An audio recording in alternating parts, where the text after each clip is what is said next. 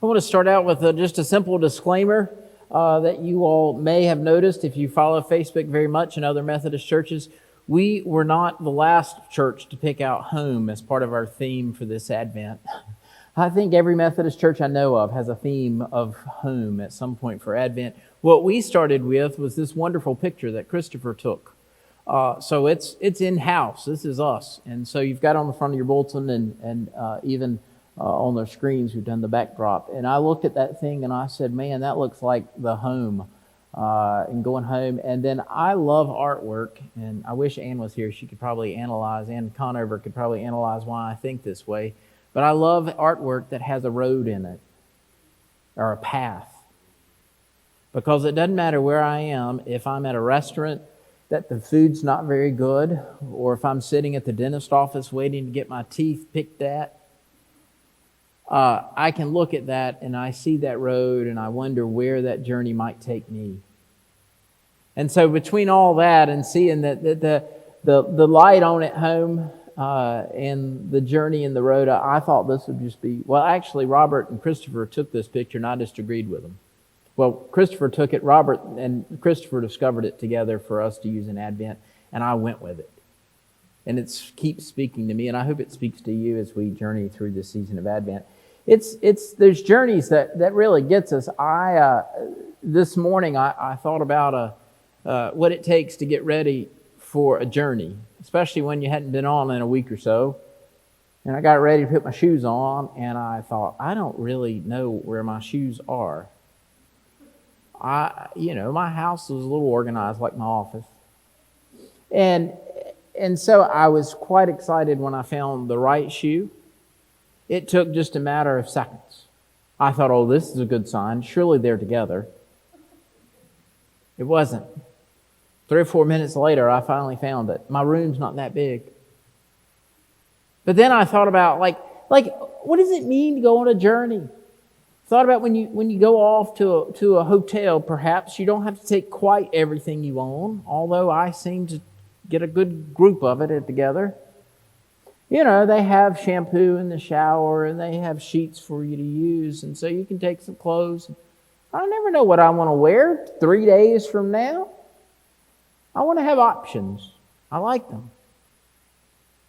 But then you think about those things where you rent a cabin or a house or a condo or something, and you have to take everything, towels, sheets, and food, and tinfoil, and whatever else you need, everything. It seems like I'm moving my whole house into my car just to go on a trip that I'm paying to go on. I don't know how that works, but I do it once in a while. And then you get there and you're like, wow, it was worth it. It was worth the headache and the aggravation. Just to get away and do something different in a different place. To think about and to anticipate and to look forward to doing something different. Hearing the choir sing in the songs of Advent and Christmas makes such a difference in our lives and changes the way that our perception of the world is. I'll admit something to you. I'm kind of proud of it, I think. That the Advent candles this year, it's part of the war effort. We picked 4 of the closest one and melted them down so they'd all be the same size and cut off the old worn out wick, and we snipped it down, and so they're all white wicks ready to go from last year and the year before. Do you know how many years we've been saving the Advent candles at this church? We're like a library for Advent candles. You should check some out if you want. You've got something you can take home. I told them, I said, I think we've been saving these candles for the war effort, and I hope this is as close to the war effort as we ever get. Just this season of the unknownness, how we get through it, how we journey on. Oh, it gets old, it gets tiring, Some of you think I'm completely bonkers for making you observe Advent. It should be Christmas Light 1, Christmas Light 2, Christmas sort of light 3, Christmas sort of light 4, and then we have Christmas where it's big Christmas. That's what church is about. We just celebrate Christmas. And I love that liturgical year that makes you settle down and just stop. And it says, yeah, it's fine. I'll admit, I've had Christmas lights on my back bush in my backyard most of the year. And then I went to Costco and bought one of those big boxes, and I put them on the bush behind my house. And then I went and bought another box, and so it like glows. I think the airport's using it for part of the tracking device for the planes to see. Chevy Checkers, here I am, or Chevy Chase, whatever it is, Chevy Chase. And I started that early, before Thanksgiving, way before Thanksgiving. I needed just a little bright spot, a little bit of reminder of something normal and happy, not the news and not the mess that's going on in the world around us. Advent has been doing that for about 500 years. Reminding us that regardless of where we find ourselves in the world, it doesn't have its final say. It doesn't have the ultimate say. It's not God's way. So when we come together around this green Advent wreath that'll fade brown and these candles that burn brightly so that we can begin to anticipate and grow closer to Christmas, we're reminded that the world doesn't have to have the only say in it. Advent's been doing that, and it's been doing a good job at it. But it takes a little time. It's like any journey. You know, it does take time to prepare to go. Make sure you got everything ready and going. But at the same time, you anticipate being there already. These candles can do all that? I mean, they're just candles. Well, everything has meaning and substance with it when we look at it and kind of analyze it and spend a little time with it. You know how it is with friends and that you haven't seen in a while, and you're able to get together again, and the renewing of relationships that have been growing over the years and are deeply embedded one to another. Oh, I love it. There are a few of my high school friends. They call up once in a while, or we chat on Facebook or texting or something, and just to be reminded of those times and how we've been friends now for 30 years, 40 years in places. How great that is, and how easy it is to reestablish and reconnect when you're that deeply rooted in one another. Perhaps that's what Advent is. It doesn't matter really if this is your first or second or third or fourth Christmas, or your 20th or 30th or 40th or 80th or 100th or whatever it is. Christmas. Once you're established in the tradition, once you're established in what the tradition's about of Christmas, once you understand the gift that was given long ago in the manger, yeah, it doesn't matter where you've been and what's going on this past year. It's easy to kind of begin to reground and to reconnect once again with this Christ child and this mighty warrior and this defender of all that is, this maker of all that is wrong, right. This Christ loves us, cares for us, worries about us, worries over us, frets for us. Oh, that Christ. That's the Christ of Christmas. They keep talking about the impact on the supply chain this year. And we don't know if we're going to be able to have Christmas or not. Well, it's like Christmas decorations. It's like everything else that we have sort of assigned to Christmas. The only thing that's really important about Christmas is Christ. I mean, the other stuff is nice, and don't get me wrong, especially my parents that are probably watching online. I love Christmas presents. Starbucks cards are nice. You know, I've got a whole litany of things that I like.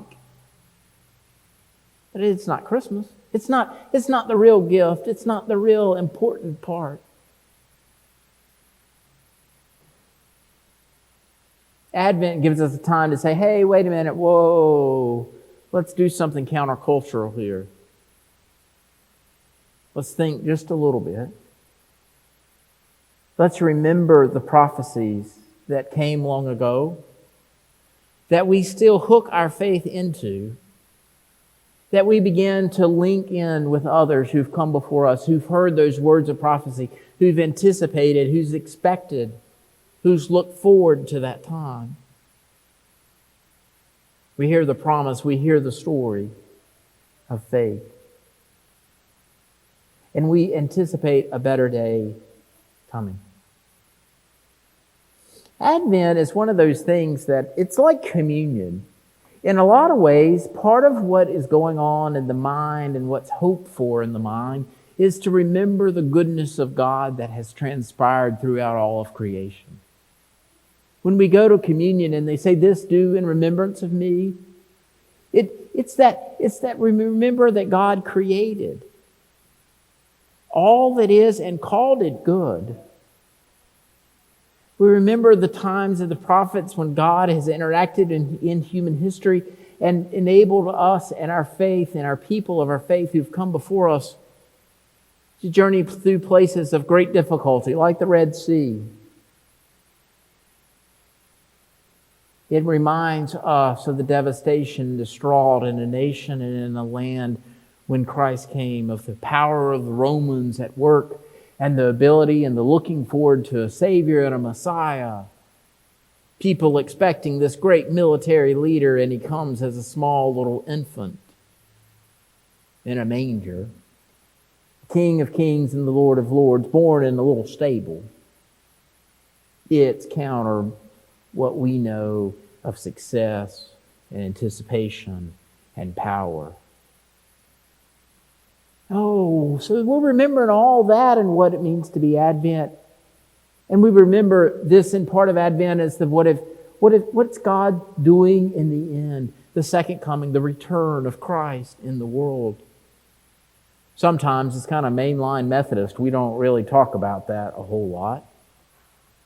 But it is part of our faith. It's part of our tenets, and it's part of our understanding that ultimately all in our world that is contrary to God's will and God's way will be changed. All that stuff will go away, and the fullness of God will be revealed in the world. And yet, part of the third part of that three-legged stool, perhaps, of remembering what Christ does and what Christ has done, what Christ will do, and what Christ is doing. Advent's one of those themes that it kind of makes me a little bit foggy brained, perhaps. Some of you might think he's that way all the time. Not just during Advent. But how is it that we're able to back away from Advent, to be able to back away to this time before Christ comes, and to anticipate and to... It's like Lent. We can't not have Jesus in the mix of it. Advent is not a time for us to separate, but a time for us to grow closer to. It's not a time that we're without Christ. It's a time that Christ is promised to return again. It's a time when we anticipate. But it's also a time when we realize that Christ is here now. Always, and this morning I used it, God, remind us of your Spirit's presence. I'll never forget the day that Bishop McCluskey talked my favorite thing he ever said. He said, how ostentatious or self-righteous or indignation or some one of those big words it is for us to think that we mortal humans can invite God's Spirit into our presence. God's already there. It's not that God needs to be invited. We need to be reminded that God's presence is there. I have one of those plaques at home. It says, bidden or unbidden, God is with us. We don't have to invite. God is here. Part of what our task in life, part of whatever task in living out the faith life is to wonder where God is and how I can grow closer to God, how my heart is aligned with that heart of God. That's part of what we're doing in Advent too. The world in which we live is not devoid of God's presence. God has never given up on us. I'm proof of that, and you are too. God continues to care and to love and to nurture and sustain us. Oh, that God. It's that God that arrives long ago in the stable, and it's that God that we anticipate returning again. I don't know, Mary and Joseph, we think about them and we think about their journey and the anticipation and the experience that they had. I don't know how it would feel to be married, to be so young, to be pregnant, to anticipate going to Bethlehem. I don't know. There's so much of that I don't understand. I'm grateful for it. And some of you have heard me say this before. Max Lucado has a line, and he says, "All the world held its breath as Mary answered the angel. Here I am, the handmaiden of the Lord." All the world held its breath because of the power and the implication. I don't know. I always anticipate would I have said the same thing as Mary said? Would I have been Joseph? I don't know. Maybe that could be your focus for Advent this year. But somewhere in the journey is the presence of God. God's already there with us. God will be there with us. And God will care for us and nurture us. All glory, honor, and power be to the one who was, who is, and who is to come. Amen.